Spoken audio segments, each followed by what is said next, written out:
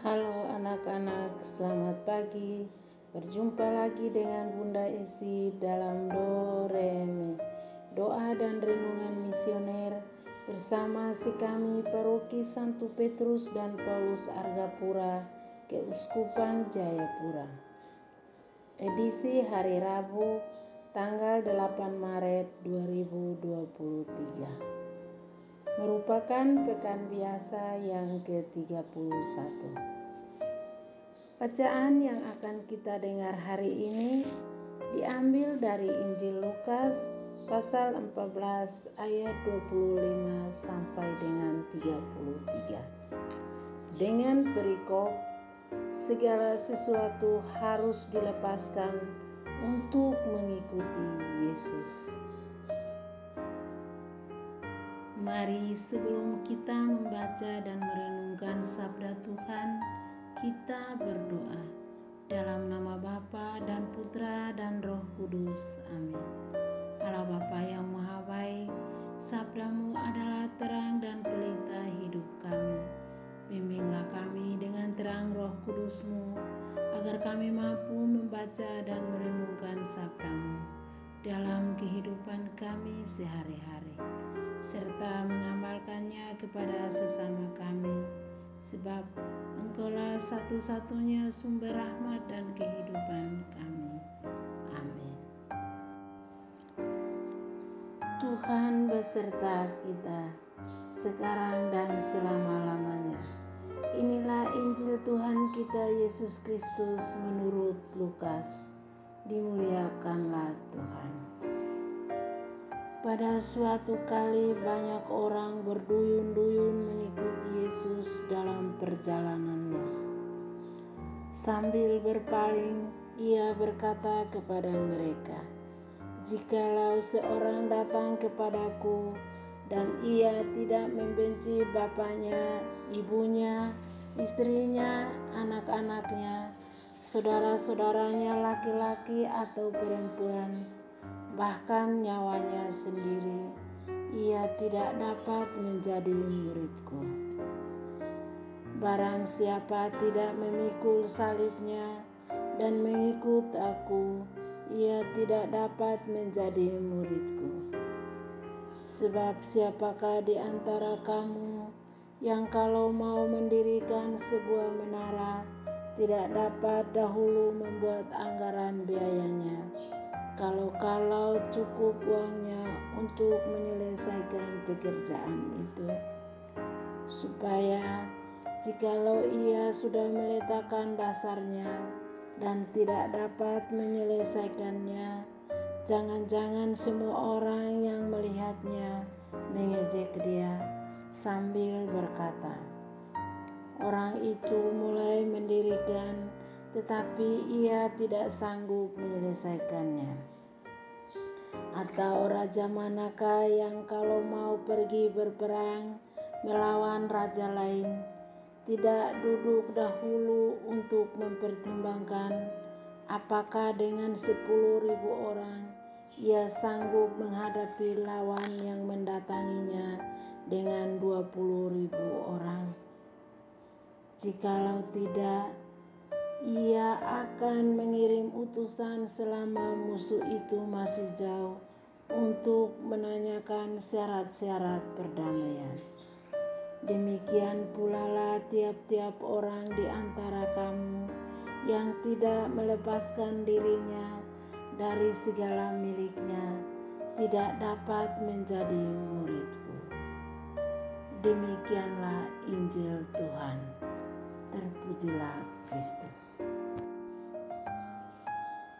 Anak-anak dan remaja misioner yang dikasihi Tuhan, bacaan Injil yang kita dengar hari ini menceritakan tentang syarat-syarat mengikuti Yesus.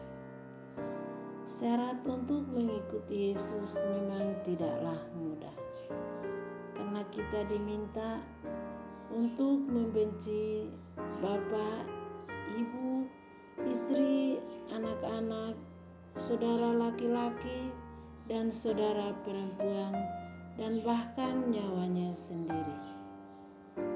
Bacaan hari ini pasti membuat kita bertanya-tanya, bagaimana bisa Yesus mengajari kita untuk saling membenci? Mungkin yang Yesus maksudkan di sini adalah kita harus saling mengasihi satu sama lain, dan bahkan musuh sekalipun Yesus meminta para murid-muridnya untuk mendoakan mereka. Anak-anak dan remaja misioner yang dikasihi Tuhan, syarat mengikuti Yesus bukanlah sebuah pilihan, tetapi sebuah keputusan.